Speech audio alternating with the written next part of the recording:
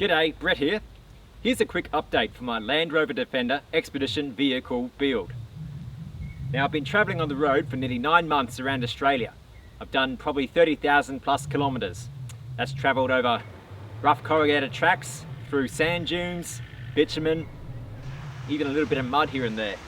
So here's a quick update of the things I've done during the rebuild, what has worked, what hasn't, any issues I've had, and anything else I'd like to say about the particular mods I made on the car.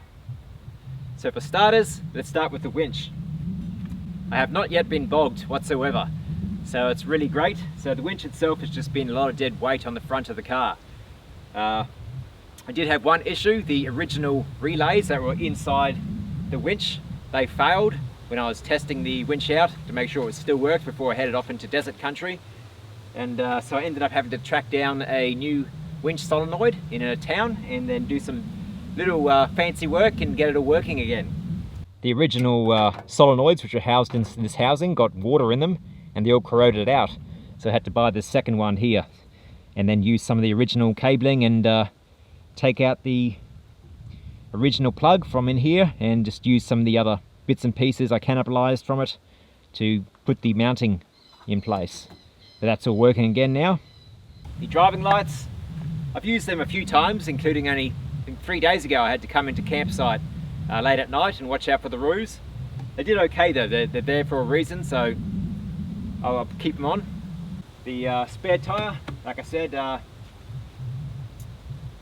haven't not yet had a puncture in 9 months of travelling, so that's been really good news for me. So the second spare tyre has just been dead weight on the front of the car. But if things hadn't been different, I may have very well needed it. So it pays to have a second tyre in remoter parts. Especially some places I may not have seen someone for 5 or 6 days straight. So if I was trapped out somewhere and without a second tyre, then you know, would have been a different story. But it's been here. The strap setup I had has worked fine. It's rock solid. I checked it only a few days ago and everything's still strapped on tight. I've got a chain on it so it can't be stolen. That's good. The front bash plate, that's awesome, the APT one. No problems with that. So as I've said, I've travelled probably over 30,000 kilometres around Australia thus far, and I cannot fault these Duratracks at all. I absolutely love them. I'll probably get another set when this one wears out. I'll do a proper review later with a few measurements to see how the wear's gone. They've worked flawlessly through deserts, through gravel tracks, on road, great. I've done a few really steep climbs and had no issues. I dropped the tyre pressure down to 16 psi and it just climbed up like a tank. So yeah, I love them. It's a great tyre. The Coney Raid 90 shocks, brilliant. The only issue I had was in the rear. The company I paid to have them installed the wrong bushes on the bottom, which allowed the shock to move around and vibrate, which wore a hole through my rear axle shock mounts. So I had to get some new shock mounts sent out to me. I fitted them up with the proper little washers they had, and that clamped it on, and it's managed to solve the problem. Though there is still damage, it's at least not getting any worse as far as I can tell. These little 10-watt LED floodlights have been great. I've used them a few times now for setting up in camp, and just 2 when I'm alone in some places. A little creepy, so I tend to turn them on so I've got a bit of a 360-degree loop to an extent of view around me. There's been a few times where I've had packs of dingoes come through or packs of wild dogs, and on my own I'm a little worried at times. So I've turned these on both sides, plus my rear floodlight. That gives me excellent view around the place. And great for travelling at night, also in towns trying to find street names and house numbers. My 130 watt solar panel on the roof has been brilliant. It has kept my fridge running perfectly for the whole trip. It's kept the batteries topped up well enough. Only issue I had was during a few week-long rainy periods and a lot of cloud. Those times I had to turn on my engine and run the alternator with the 2 batteries joined together to charge up. But otherwise it's brilliant. The cheap Chinese panel has survived 30,000 k's of rough tracks and desert country. No problems at all. The shovel holder I made up has worked great. In the end I haven't actually used the shovel because I never got bogged. But it's always been there. Shovel's got a bit of a wear on it. The sun's taken its beating on the coating, getting a few cracks, but it's solid. My gull wing windows in the back, absolutely love them. They're probably one of the best additions I've made. Just makes it so easy to open up the back and get into my storage boxes. They're brilliant. Virtually no issues. They are starting to leak a little bit around the seams, but all the water gets caught in the channels and tends to evaporate out later anyway. On my rear door I had my kitchen table, which has been excellent. It's served me very well every night, nice and strong. I can fit 2 stoves on the back if I need to cook up a good meal, as well as put my computer on there when I'm editing video or photos or updating my blog. So it's brilliant. My little pouches too, very handy, everything's ready to go. I'm very happy. It's pretty impressive for only, I think, $150 or so it cost me. So another, probably one of the best, again, additions I've ever made on this car. Storage wise, Wolfpack boxes, again, very brilliant. I tend to strap them in with the ratchet strap over the top, comes down and hooks in here. I put a couple of strong rated shackles in place. So that's been excellent for all the rough country as well. Box them in tight, stops them bumping around and making a mess or breaking anything. On my rear door I've got the garbage bag. That's been brilliant. Did have a few issues with it, tend to slide down with the weight. The strap system doesn't seem to be the best design, but I managed to fix that by using a bike chain. When I locked my spare tyre on, I can lock this on as well so it doesn't slide down. So that's yeah, rock solid. The rear bumperettes, these have been great. Unfortunately, I actually ran into one tree on the whole entire trip of 9 months. It occurred in a caravan park of all places. All the remote places I've been, remote bush tracks, I happened to do it in a caravan park. It was getting a bit late at night and I was starting to get tired trying to navigate around a little tight spot in other tents. So this protected my body panels at least and bent this in slightly on the chassis, but it served its purpose. Now my secondary 65 litre steel tank, that's been brilliant. It's really helped extend my range. Up I'd get about 1400 kilometre safe range. I probably had another 150 kilometres of fuel slashing around in the bottom, which I could have used if absolutely necessary. And this let me, stay up for a couple of weeks at a time before I had to go into a town and refuel.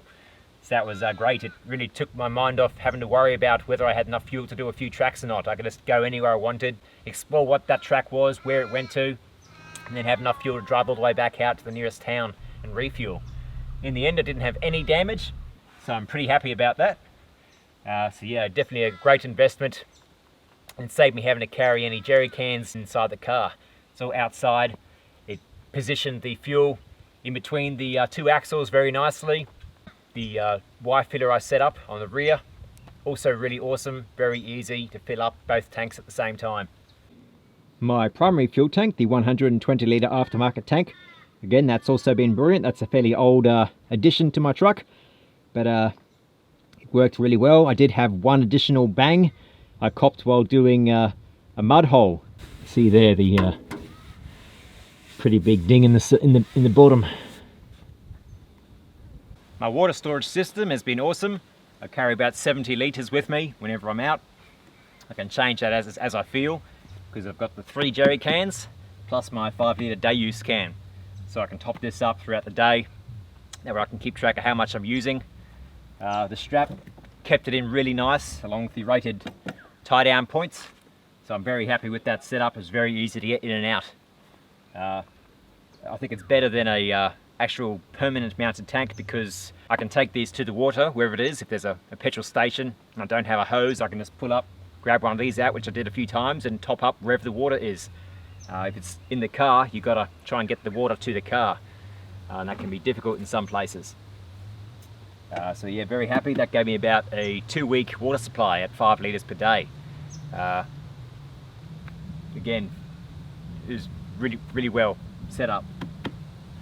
Plus it positioned most of the weight between the axles again and in the centre of the car. The fridge mount I made has been awesome. No problems, very strong. The fridge, the angle, also very brilliant.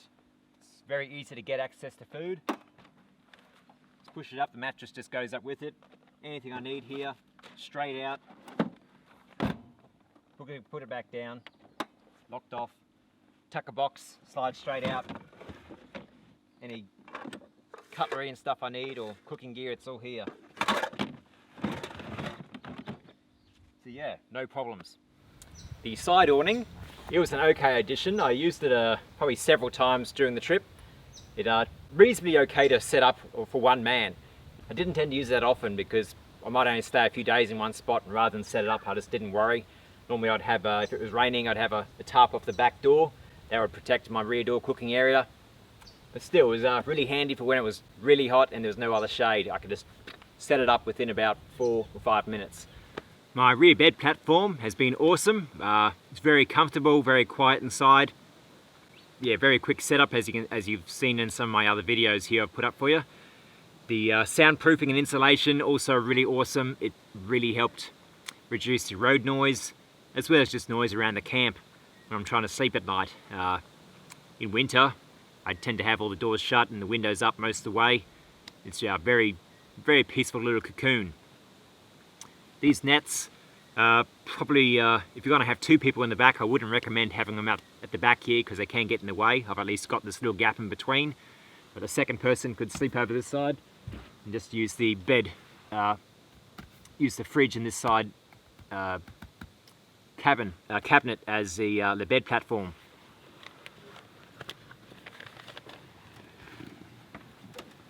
So there's one person here and another person there. So 2 in the back of the Defender, pretty easy. The rock sliders are very strong and durable units. They were excellent for getting in and out of the car each night. They're like my little side step.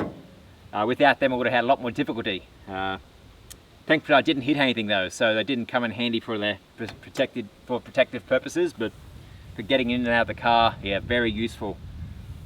The Detroit True Track diff I fitted in the rear was really awesome. I felt it kick in several times while traveling. When I lost traction, I could feel that binding happen and then go to the opposite wheel, which had traction. So I felt that helped get me out of a few situations that without it, maybe I would have gotten bogged in the end. No issues with it otherwise. It works perfectly. I don't need to do anything. It just does it automatically. So I'm very happy with that addition. Now I uprated my front springs to the Land Rover heavy duty version, and I felt that they performed excellent with all the additional weight of the steel bull bar and winch, plus the extra tyre on the bonnet.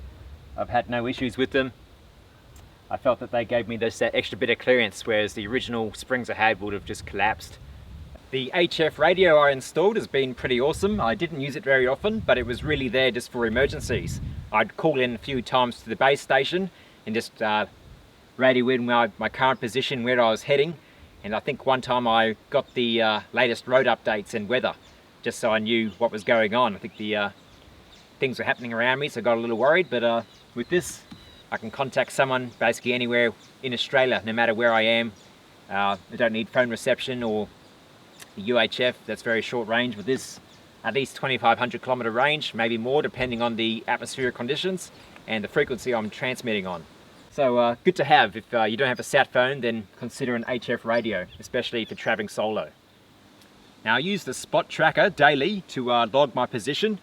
It uses GPS location. It has various different buttons which I can send messages, pre-programmed messages to my parents who are tracking my progress each day. I have it set up so that if I don't contact them for 3 days in a row, that they should contact the emergency services or police and start beginning a search for me. If 3 days in a row, if I don't check in, they know I'm probably injured somewhere and need help. It's not the best to have a whole 3 days, but I figured that was a fairly decent thing, seeing I had radios and EPIRBs I could set off anyway. It has a check-in for each night when I was camping. I'd set up that, push that in. Has the tracker. If you may have seen on my website, you'll see a tracker of where I've been around Australia. This here sends a message every 10 minutes of my location, so my parents or anyone who has the password to that particular site can track my progress to within 10 minutes accuracy. I have a little help message here I have set up as well. So if I broke down and needed help, I could just push this one. It would send off my GPS coordinates to my parents, who then organised some sort of rescue mission for me. And as well as an SOS button, which transmits to the American emergency services, who will then contact the Australian services and tell them where my location is, and then they would send out to the search party for me. So this was a subscription-based service. I highly recommend if you go out travelling solo, or even not, if you're with a family, just take one of these with you. Brilliant to have all these extra setups, pre-set up communication buttons, along with keeping a track of where you've been. Yeah, there were a few days where I'd send off a check-in and then it wouldn't go through. It would say it'd go through, but my parents never received anything, so they called me a few times to check to see if they could contact me first after 3 days, and thankfully I was in town at those points, so they can get me on the phone, so it didn't set off a false emergency trying to track me down. So yeah, Spot Gen 3 Messenger. That's just mounted on my dash, so it constantly sends off my position through the windscreen every 10 minutes of my location. The sensor tyre pressure monitoring system has been pretty good. It monitors the temperature and the pressure of the tyres. I've got all 5 tyres here listed. The only issue was an occasional tyre would not show up. It might come up occasionally. It just depends, I guess, on whether it's too far from the antenna. I'm not sure, but otherwise I'm very happy with the system. All my additions to the front dash I've loved, had no issues basically. Having all my switches in one place was really easy to flick on lights at night. I knew which ones were what when I was driving. I could just feel across. My dual battery system switch, that was great. It worked wonderfully when I'm driving. If I needed to top up the battery, I could just see by this gauge how my secondary battery was going. If I needed to, I can just join the two while driving to charge them with my alternator. If the solar panel happened to be not working because of a cloudy day, it'd just be a quick flick of a switch. The UHF, never really used it. I didn't need to communicate with anyone else really, but it was there for emergencies and just to listen in when traveling in desert countries, so I could know if someone was coming over the next hill. Rest of my gauges, my oil pressure gauge, this happened to save me. Only last week I happened to spend a good 3 days driving around 100-110 k's per hour, crossing back over from Northern Territory into Queensland, and I just didn't happen to check my oil that particular morning. I just got lazy and decided, oh, I should be right. But that was the one morning where if I had checked it, I would have seen that my oil level was very low. It'd gone down to near the bottom of the end of the dipstick. I happened to start driving off on that particular morning, heard a funny sound in the engine, scanned my gauges, saw my oil pressure gauge was up to over 100 psi. Thought that's not good. Pulled up and yeah, so virtually no oil left on the dipstick. So that saved me. I'm not sure why it went up to over 100. I guess it's just pumping like mad trying to get some pressure because there wasn't enough oil. I would have expected it would have gone down to 0 without oil, but did the opposite. And so yeah, it paid for itself. If I had kept driving, it would have, you know, taken a while for the Land Rover low oil pressure sensor light to come on. We sort of know that that's a pretty average light. It tends to come on only after damage has been done. It just takes forever to sense low oil. The boost gauge, that never really had that much use. It came with the car when I purchased it 9 years ago, so I kept it in. So that's a useless gauge really. The pyrometer for the exhaust gas temperature for the turbocharger, that was good. I could keep an eye on what temperatures were going into my turbocharger just to keep it safe if I happen to be driving really heavily. Just so I'm not going over 720 degrees Celsius. I think I checked on here, it went up to 760 degrees at one point, which is I guess okay for short periods, but not for extended periods, because then I think it's alloy head will start to warp and potentially melt and do damage. The engine watchdog, that's been brilliant. I'd highly recommend getting one. The alarms went off quite a few times recently in the last couple of weeks because the temperatures now in Outback Queensland are getting up to around 40 degrees Celsius during the day. And if I'm driving pretty heavily at 100 k's an hour, the engine can get pretty hot. So I have it set for 96 degrees Celsius. The alarm sounds. I know to back off the throttle for a while, let the engine cool off a bit. So that saved me, because although I do scan the gauges fairly regularly, it doesn't take very long to a temperature to start, going pretty high up. So the sound just buzzes off at me, and I go, yep, slow down. If it doesn't start going down, I know that I might have a bigger issue. If it keeps going up, I say, okay, I better pull over. But thankfully, it didn't have any cooling issues otherwise. The two 12-volt sockets used permanently. One powers my GPS here, which has been pretty decent setup. Sometimes a little difficult to read, but otherwise pretty happy. The Australian maps I had set up were pretty awesome for navigating around Australia. Sometimes when I use the street navigator, it would send me off to the wrong place, to dead-end roads, to tracks which didn't exist, and I had to drive an hour back to the nearest crossroad and try another path. Thankfully that didn't happen too often. The maps I have aren't particularly the best scale for some of the more remote places, so I heavily relied upon this to get me around Australia. The Mulgo Xbox, that's been excellent for putting all my receipts and odds and ends, spare change in, kept all my extra fuses nice and safe and handy, and my little 50 amp Anderson plug I have set up to attach to the secondary battery. I'm using that at the moment to charge one of my camera batteries with my inverter that just plugs straight in. No problems, don't need to take the seat off or anything, just plug it straight in and I'm charging. So there's not really much I've really changed. Seeing I spent 3 years preparing this car, I had a lot of time to think it through. And there's only really one little issue which I'll show you now. So the biggest issue I had with my car really was this LED light I had set up here, a light bar. Every night I'd get into bed, I'd whack my back on it. It just sort of jutted out. So after a few months of that, I got sick of it and just took it out, just left it like this. So if you've got to sleep in the back of your car, don't put any kind of lights which protrude down too far, because it can get quite painful smacking my back on that each night. Which is pretty good that after 9 months of traveling, that's my biggest issue with the car that I spent 3 years preparing. So I've gotten off pretty well with my modifications. And there you have it. I'm very happy with the overall setup. Everything's worked pretty well flawlessly. I did have a few mechanical issues during the time, but I technically never really broke down. I always identified the issues before they happened and they got them fixed in the nearest town. So I'm pretty fortunate there. If you have any questions regarding the particular build or any other additions I've had, feel free to ask a question below in the comment section and I'll try and answer it for you. But yeah, 3 years of work, somewhere around $20,000 Australian I think I spent on the build. Many weekends and days and nights of research and work, but I really can't fault most of what I did. So very happy. It's always set up now, so whenever I want to go off for a weekender or a week trip, I'll just jump in, fill up the tanks and I'm gone.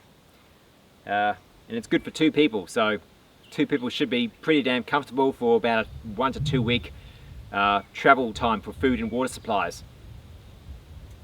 Catch you next time.